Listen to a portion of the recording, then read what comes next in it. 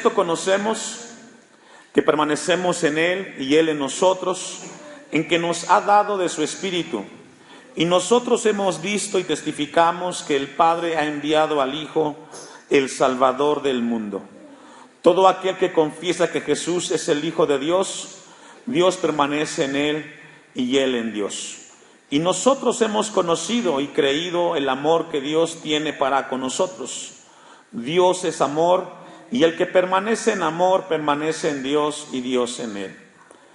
En esto se ha perfeccionado el amor en nosotros, para que tengamos confianza en el día del juicio, pues como Él es, así somos nosotros en este mundo. En el amor no hay temor, sino que el perfecto amor echa fuera el temor, porque el temor lleva en sí castigo, de donde el que teme no ha sido perfeccionado en el amor.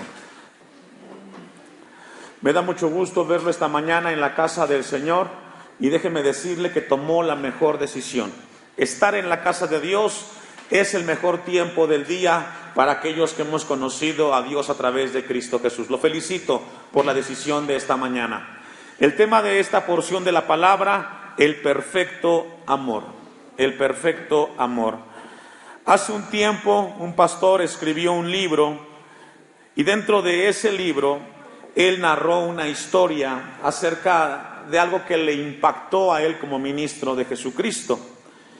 Y dice que él le hicieron una invitación a una radio cristiana, y dentro del programa que tiene esa radio, o que tenía esa radio, había una dedicada a la consejería espiritual. Se abrían los teléfonos y las llamadas entraban, preguntas en cuanto al tema espiritual de las personas que llamaban a ese lugar. Y después de que terminó el programa donde fue invitado, la persona que estaba al frente de la parte de la consejería espiritual tuvo un momento de plática con él, y le preguntó a este hombre, que era el encargado de esa parte del programa dedicada a la consejería espiritual, le preguntó lo siguiente: ¿cómo conociste a Jesús? ¿Puedes decirme? Porque el trabajo que haces es muy importante. La gente te llama y te pregunta de temas espirituales. El pastor le preguntó: ¿cómo conociste a Jesús? Para lo cual este locutor le dijo: ¿quieres saber la verdad cómo conocí a Jesús? Alguien me dio su número de teléfono, le llamé, y desde entonces yo conozco a Jesús. El pastor le dijo: ¿en serio? ¿Sí? Alguien me dio el número de teléfono de Jesús, y así es como yo le he conocido. Y es la manera como yo hablo de Jesús, porque tengo su número de teléfono. Esta respuesta de este locutor cristiano impactó la vida del pastor, a lo cual este pastor dice: me quedé impactado, no supe qué decir, porque contestar que esta persona conoció a Jesús por el simple hecho de una llamada telefónica está fuera de lo normal, dijo este pastor. Y con base a esta historia, hermano, yo le pregunto a usted: ¿cómo conoció usted a Jesús? ¿Se recuerda? ¿Cómo usted tuvo un encuentro con Jesús? Si alguien le preguntara a usted, alguien que no es cristiano, le preguntara a usted cómo conoció a Jesús, ¿cuál sería su respuesta?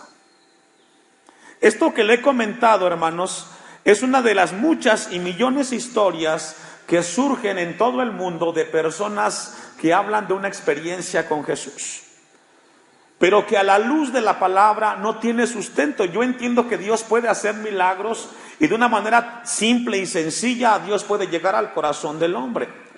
Lo que esta mañana Dios quiere que revisemos es de que nuestro cristianismo va mucho más allá de algo subjetivo en cuanto a las cosas de Dios. Por eso es que el apóstol Juan, cuando escribe esta parte de la porción de la palabra, lo que Dios quiere hablarnos es que el cristianismo va mucho más allá a ser parte de una iglesia o de llamarte cristiano, porque el ser cristiano pasa con un encuentro con Cristo Jesús, donde Él cambia tu vida y donde Dios viene a morar a tu corazón. La pregunta que surge es: ¿por qué mucha gente que ha recibido a Cristo como este locutor no son constantes en las cosas de Dios? ¿Se ha preguntado por qué la gente no es constante? ¿Por qué la gente cuando tiene problemas y dificultades siempre encuentra una buena razón para dejar de buscar a Dios en diferentes áreas? No solamente en congregarse, porque dejan desde leer la Biblia, desde orar y tener comunión con el cuerpo de Cristo. Es una pregunta que yo me hacía en la semana mientras revisaba esta porción. ¿Por qué la gente en el tiempo presente somos tan inconstantes? ¿Por qué la iglesia experimenta un momento tan difícil donde la gente no tiene convicciones en las cosas de Dios? Y mucha de esa respuesta a esa pregunta es porque no ha habido un encuentro genuino con Cristo Jesús. Vamos a ir a un pasaje, deje su apartado ahí, vamos a ir a Mateo 13, 24, vamos a tener un tiempo de introducción al pasaje de Juan.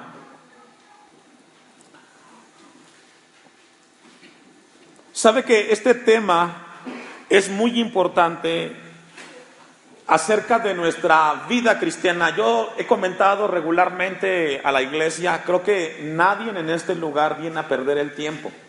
Usted no viene aquí solamente porque tiene que venir, usted viene aquí porque Dios le salvó y porque Dios quiere que usted conozca más de Él. Y si usted no es cristiano, usted viene aquí porque desea que Dios pueda cambiar y transformar su vida. Pero nadie viene aquí a perder el tiempo. No venimos aquí solamente por venir. Venimos aquí en respuesta a un encuentro con Dios en Cristo Jesús, a adorarle y a escuchar lo que Él tiene que mostrarnos.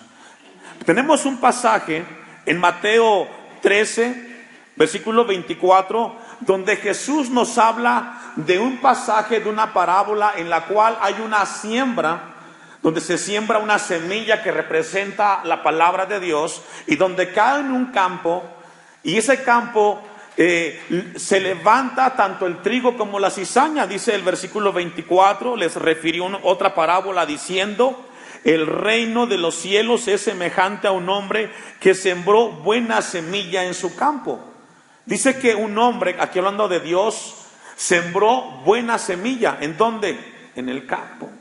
Y el campo tiene que ver con las personas que escuchan el mensaje de Jesús. Una buena semilla. Mira, hermanos, aquí nos habla de algo que es hoy muy visto. Se predica mucho de Jesús y cae en los corazones de la gente que escucha. El versículo 25, pero mientras dormían los hombres, vino su enemigo y sembró cizaña entre el trigo y se fue. ¿Qué sembró? Cizaña. Y la cizaña es una planta, por decirlo así, que nace a la par del trigo y que se ve igual al trigo. La única diferencia es que la cizaña no tiene fruto y el trigo sí. Y esto nos habla de que entonces existe la posibilidad que donde se predica de Dios hay trigo y hay cizaña. Los dos tienen apariencia de ser hijos de Dios, pero uno de los dos no lleva fruto. Y el fruto es un cambio de vida, una conducta que glorifica a Dios. Versículo 26, dice que vino este enemigo y sembró cizaña y se fue. Y cuando salió la hierba y dio fruto, entonces apareció también la cizaña. Ahí están. 27. Vinieron entonces los siervos del padre de familia y le dijeron: Señor, ¿no sembraste buena semilla en tu campo? ¿De dónde pues tienes cizaña? Él les dijo: un enemigo ha hecho esto. ¿Un qué? Mire, Satanás es un enemigo vencido. Satanás fue vencido por Jesucristo en la cruz del Calvario cuando Él murió y resucitó. Lo que Satanás tiene como arma es engañar, distorsionar las verdades de Dios en los corazones de los que escuchan de Jesús. Es lo único que tiene. Y ese enemigo ha venido a muchas mentes de las personas en las iglesias y los ha sacado, hermanos. Yo le he dicho a la iglesia, la verdadera guerra espiritual sucede en la mente del ser humano. En la mente. Lo que usted escucha, lo que usted recibe, ahí tiene dos pensamientos. Y usted tiene que decidir entre lo que es de Dios y lo que no es de Dios. Pero dice aquí pasa que vino un enemigo y sembró. Dice el versículo 28, Él les dijo: un enemigo ha hecho esto. Y los siervos le dijeron: ¿quieres pues que vayamos y lo arrancamos? Habla de juicio. Él les dijo, no sea que al arrancar la cizaña arranquéis también con ella el trigo. 30. Dejad crecer juntamente lo uno y lo otro. ¿Hasta qué momento, hermanos? Es decir, Jesús en la parábola dijo, ¿sabes qué? No lo quites, déjalo. Ahí deja a los que son cristianos y los que no son cristianos.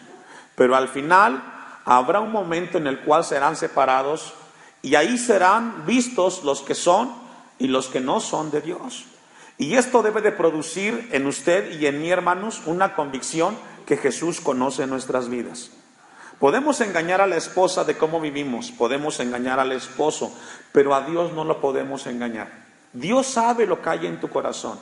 Y esta mañana lo que Dios quiere no es evidenciarte, sino que estés convencido de que un día vas a entregar cuentas de lo que has escuchado de Dios a través de cada predicación. La palabra dice que dejaran al uno y al otro hasta la siega, y al tiempo de la siega yo diré a los segadores, recoged primero la cizaña y atadla en manojos. ¿Y qué? ¿Para qué? Y eso es juicio. Dios no puede ser burlado. No podemos jugar al cristianismo. No podemos jugar a que soy cristiano, hermano. Más vale que puedas esta mañana entender que es necesario o ser de Dios o no serlo. Porque a los tibios, dice la palabra, serán vomitados de la boca de Dios.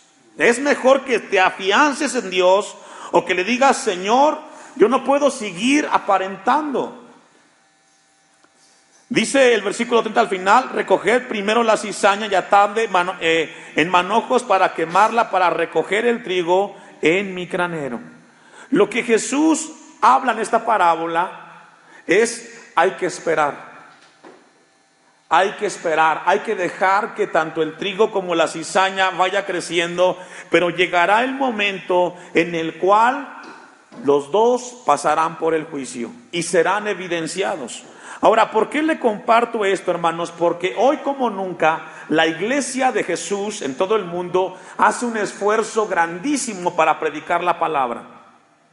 Hoy, no solamente aquí en Timilpan, en muchos lugares del mundo, la iglesia a través de distintos programas, estrategias, se sigue predicando de Jesús. Hay muchos esfuerzos, hay mucha gente que muere en el intento, misioneros, pastores, etcétera, con el propósito de predicar de Jesús. Esta misma iglesia experimenta esto. Cada martes y cada domingo vienen familias de fuera para traer el mensaje a este lugar. Y usted no sabe lo que Dios ha puesto detrás de esas vidas para que sigamos viniendo. Y esto nos habla del amor de Dios para predicar la palabra en aquellos que no le conocen o en aquellos que no tienen un encuentro con Cristo Jesús. Pero que al final, hermanos, no podremos vivir o no podemos llegar con apariencia delante de Dios.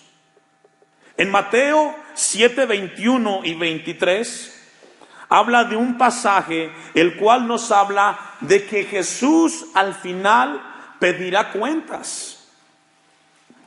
Los resultados, hermanos, hoy son muy fuertes en cuanto al tema de mucha gente que se llama cristiana pero que no lo son. Dice Mateo 7:21, no todo el que me dice Señor, Señor entrará en el reino de los cielos. Hay muchos así el día de hoy.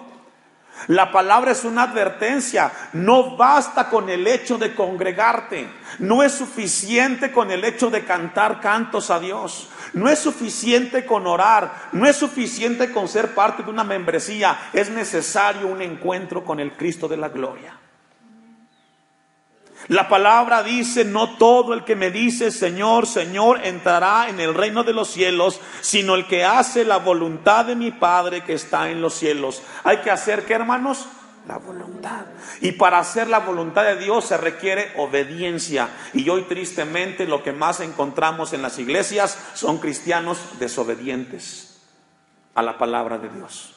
Tenemos cristianos que mienten, cristianos que no saben perdonar, cristianos rencorosos, cristianos que odian, cristianos que viven doble vida. Y hermano, Hacer la voluntad de Dios tiene que ver con obediencia a la palabra de un Dios vivo. Y esto debe de estremecernos. Dice el 22, muchos, y aquí está lo trágico y lo importante, muchos me dirán en aquel día. Y estos muchos habla de un porcentaje muy alto.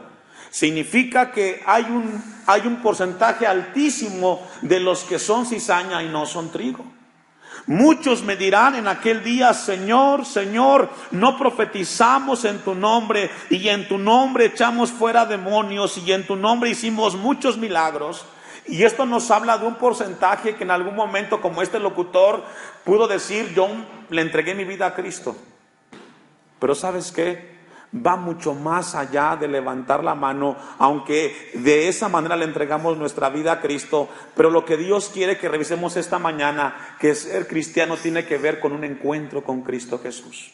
De modo que si alguien está en Cristo, nueva criatura es. Todas las cosas son hechas nuevas.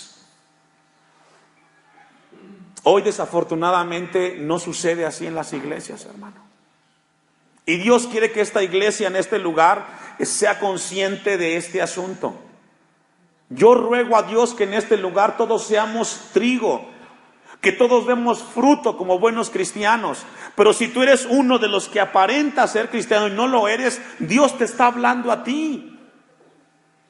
Dice el versículo 23, y entonces les declararé o les diré, nunca, ¿qué dice?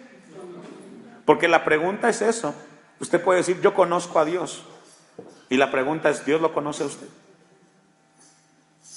Hay mucha gente que dice, yo conozco a Dios, hermano. Bueno, la pregunta es, ¿Él te conoce a ti? ¿Él sabe que tú eres tu hijo?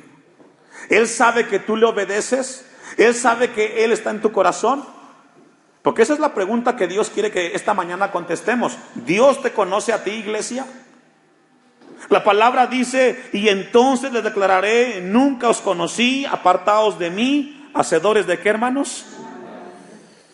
Y esto es terrible, porque aquellos que dicen conocer a Dios, pero Dios no los conoce a ellos, son hacedores de maldad.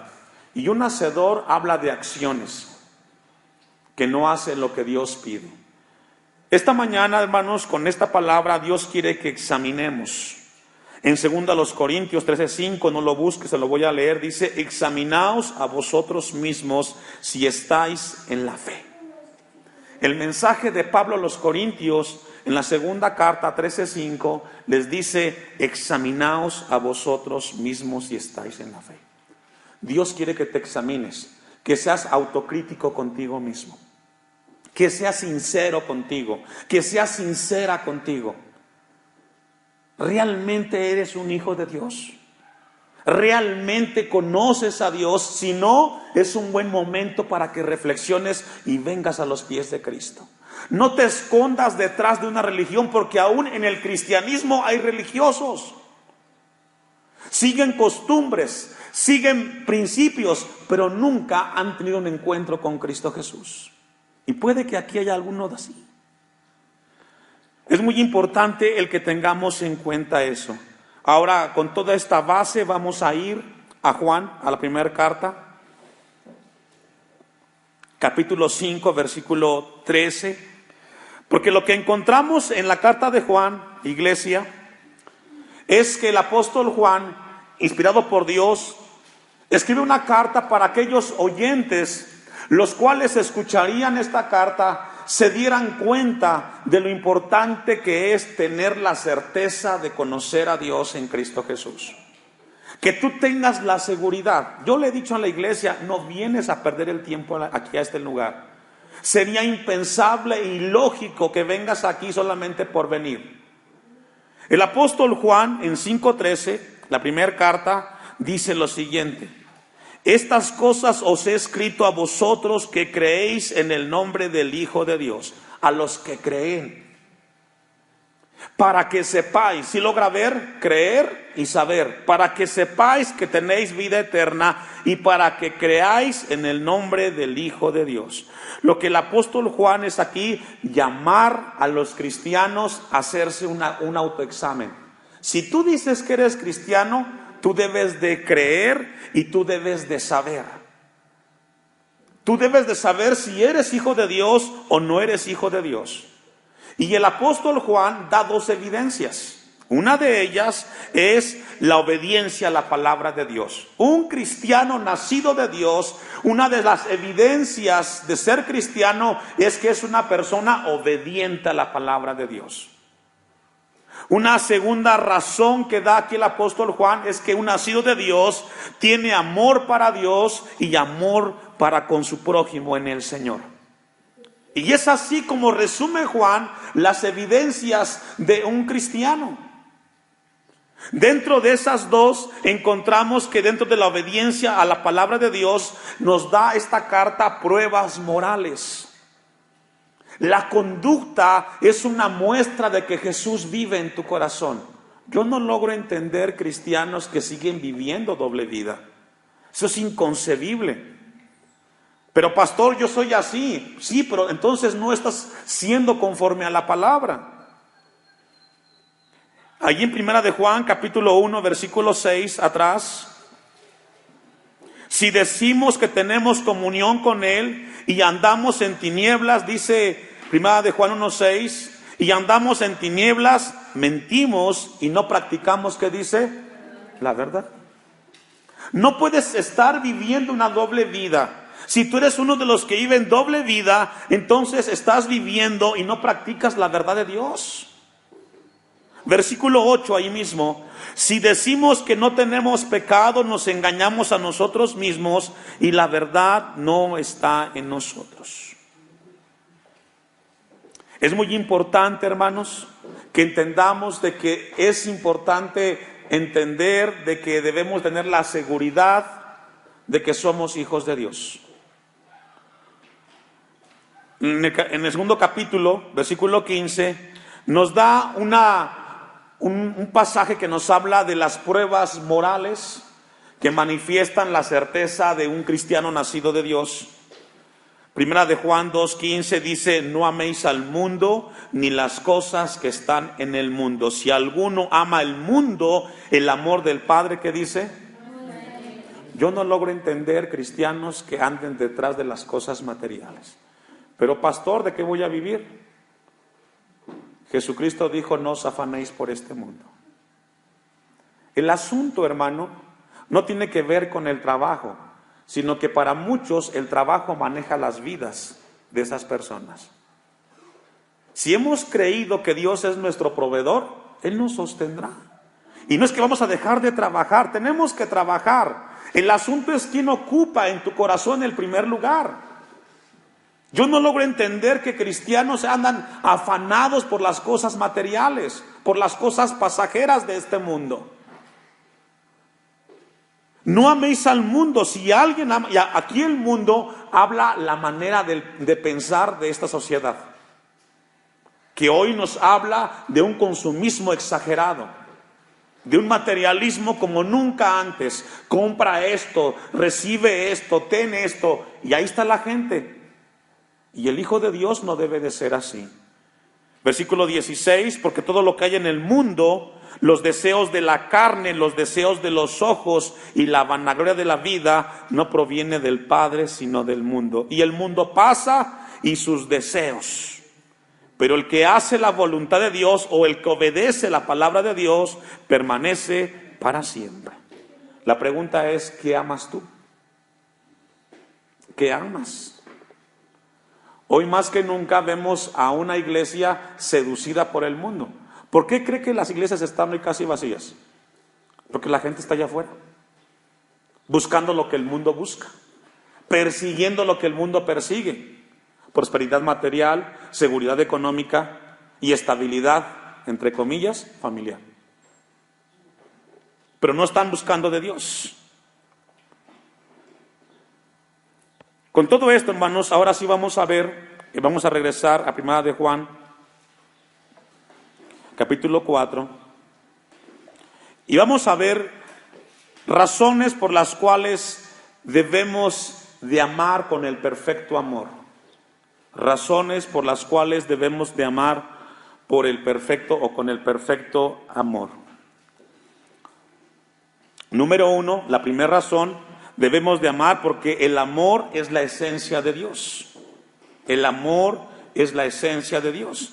Y vamos a comenzar un poquito atrás en el versículo 7, primera de Juan 4, 7. Amados, amémonos unos a otros porque el amor es de Dios. Todo el que ama es nacido de Dios y conoce a Dios. Si tú dices que tienes un encuentro con Cristo Jesús, en ti debe de haber un amor, no un amor terrenal, porque el amor humano es un amor condicional. Si tú me hablas, te hablo. Si tú me saludas, te saludo. No, el amor de Dios es que a pesar de que tú no me saludes, yo te amo en Cristo Jesús. A pesar de que tú no me puedas ver ni en pintura, yo te amo porque Jesús me amó a mí. Y es aquí donde entramos a un terreno delicado, porque desafortunadamente siempre hay personas en las cuales nos cuesta amar. Y dice el versículo 8, el que no ama, ¿me ayuda a leer? Punto. Es una afirmación. El que no ama no ha conocido a Dios. No me digas que tú eres cristiano si no eres capaz de amar y respetar a tu prójimo. Y puede ser tu esposa, tu prójimo. Y puede ser tu hijo. Y puede ser tu hija. Y puede ser tu suegra, tu suegro, tu nuera, tu cuñada, qué sé yo. Yo no puedo entender cristianos que no puedan ver ni en pintura a su suegra. Si tú dices que eres hijo de Dios, debes de amar a pesar de las dificultades o de los errores del otro. Esto es claro. El que no ama no ha conocido a Dios porque Dios es amor. Si tú dices que en ti está el perfecto amor, debe de haber la esencia de Dios en tu corazón. Porque Dios ha puesto algo en ti. Mire lo que dice primera de Pedro 1:4 y 1:23. Porque este amor que nos habla en primera de Juan 4:7 nos habla de algo que hizo Dios en nuestros corazones. No es un amor humano, es un amor de Dios el que produce que amemos a los otros. A pesar de que no son perfectos, amamos a los demás. Dice primera de Pedro 1:4, para una herencia incorruptible, incontaminada, inmarcesible, reservada en los cielos. ¿Para quiénes? Aquellos que conocen a Dios a través del amor. Si tú no tienes a Dios en tu corazón, tú nunca podrás ser parte de esta herencia que habla Pedro. Versículo 23. Siendo renacidos no de simiente corruptible, sino de ¿qué? Y habla de ese nacimiento en Cristo Jesús. No somos cualquier cosa, somos un milagro de Dios, el cual quitó el corazón de un hombre y puso el corazón mismo de Dios en nuestras vidas. Por eso ahora podemos amar a los demás. Dice el versículo 23, por la palabra de Dios que vive y permanece para siempre. Una segunda razón por la cual el amor es perfecto en aquellos que hemos nacido de Dios, es porque el amor es nuestro testimonio. ¿Es nuestro qué? Si algo va a impactar a San Andrés Timilpan, no serán las campañas de evangelismo. No serán las conferencias que se hagan aquí, ni tampoco los congresos. Lo que va a impactar esta comunidad es que los que aquí asistan den testimonio que Jesús es su Señor. Porque ¿de qué sirve que hagamos campañas si los que aquí asistimos vivimos como perros y gatos? Sabe el vecino que somos doble persona. Sabe el de la tienda que somos hipócritas. ¿De qué nos sirve la campaña? De nada. Versículo 12. Porque el amor es nuestro testimonio, la segunda razón. Primera de Juan 4:12. Nadie ha visto jamás a Dios. Si nos amamos unos a otros, Dios permanece en nosotros y su amor se ha perfeccionado en nosotros. Y aquí tenemos una pregunta que hay que contestarla. En el versículo 12, nadie ha visto a Dios jamás. Ese es un buen punto.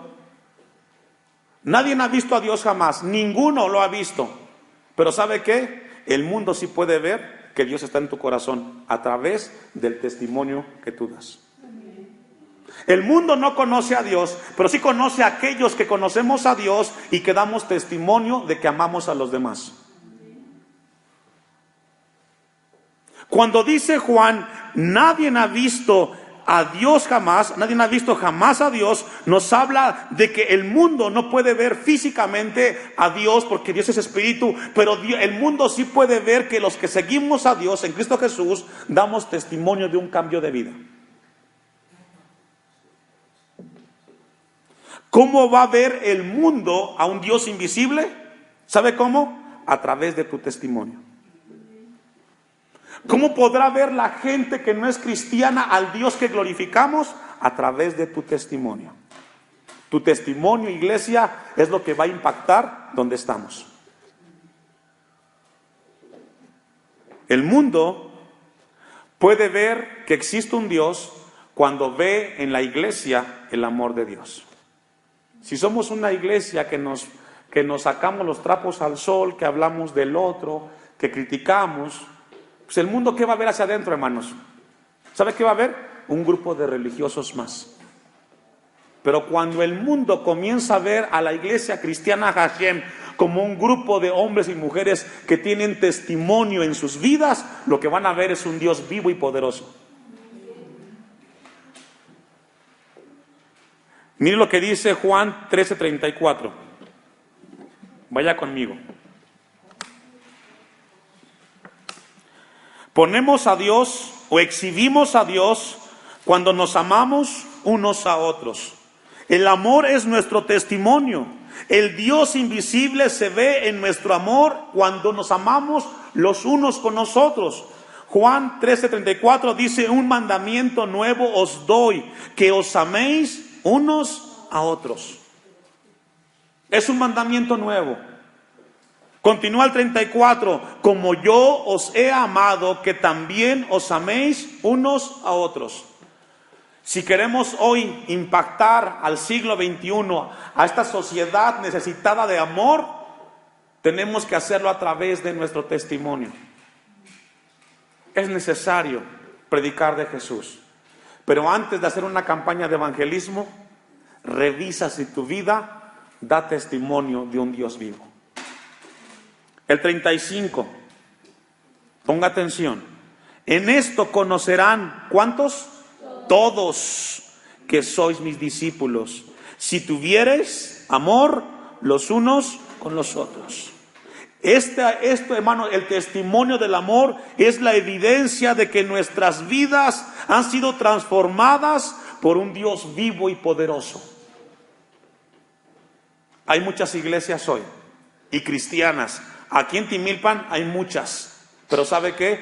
Hace falta testimonio, un buen testimonio, de que Dios habita en nuestros corazones. En Romanos 5:5, no lo busque, dice: y la esperanza no avergüenza, porque el amor de Dios ha sido derramado en nosotros. ¿Por qué podemos dar testimonio? Porque Dios está en nuestros corazones. Cuando tú no puedes amar, dices que yo no puedo, pastor. ¿Sabes qué hace falta? Hace falta un encuentro en tu vida con Cristo Jesús. La siguiente razón por la cual el amor es perfecto es porque el amor es la seguridad de nuestra salvación. Primera de Juan 4:13.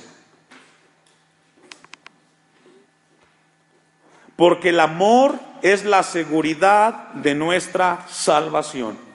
Yo le decía hace un instante, usted necesita estar seguro de que usted es salvo. Usted no puede estar aquí solamente intentando congregarse, no, usted tiene que saber y tener la certeza de que usted es un hijo de Dios. Usted no puede estar viviendo una vida titubeando, jugando al cristiano, no. Tenemos que tener la certeza de que somos hijos de Dios. Primera de Juan 4:13. En esto conocemos que permanecemos en Él y Él en nosotros, en que nos ha dado, ¿qué nos ha dado, hermanos? Y esto nos habla, hermanos, de ese momento sobrenatural en el cual Dios viene a nuestros corazones. Nadie lo sabe. A veces es difícil de explicar el momento en el cual Jesús vino a nuestras vidas, pero sabemos de que Dios está en nuestros corazones. Hay algo que me dice que Dios cambió mi vida. Ya dejé de hacer lo que antes no le gustaba a Dios. Y dice el versículo 14, y nosotros hemos visto y testificamos que el Padre ha enviado al Hijo y el Salvador del mundo. Todo aquel que confiesa que Jesús es el Hijo de Dios, Dios permanece en él y él en Dios. Nos habla de un encuentro con el Cristo de la gloria. Dios habitando en el mismo corazón. Porque a partir de ahí, en el versículo 16, nos habla de una evidencia de este momento. Y nosotros hemos conocido y creído el amor que Dios tiene para con nosotros. ¿Dios es qué? Amor. Y el que permanece en amor, permanece en Dios y Dios en él. ¿Sabe cómo se perfecciona el amor de Dios en usted y en mí? ¿Sabe usted cómo yo sé que el perfecto amor de Dios está en mi vida? Cuando en tu amor hay obediencia a la palabra de Dios. El amor de Dios se perfecciona cuando nosotros sabemos obedecer lo que Dios nos enseña. Si tú dices que amas, debes de obedecer lo que tu Padre te pide. Si no lo haces, entonces simplemente hay algo que no está bien en esa vida. Este locutor que yo le comenté de esta historia, él dijo: yo conozco a Dios, pero desafortunadamente no solamente basta con ese momento en el cual es importante cuando le entregamos nuestra vida a Cristo, sino revisar después de ese momento si estamos viviendo en la fe en Cristo Jesús. Vamos a dejarlo ahí, Iglesia del Señor, y yo le invito a que venga el próximo domingo. Esto es muy importante, hermanos. Dios quiere con esto es despertar nuestras conciencias. Esté usted seguro y segura de que realmente está viviendo en la salvación. El perfecto amor se perfecciona cuando nosotros obedecemos a la palabra de Dios.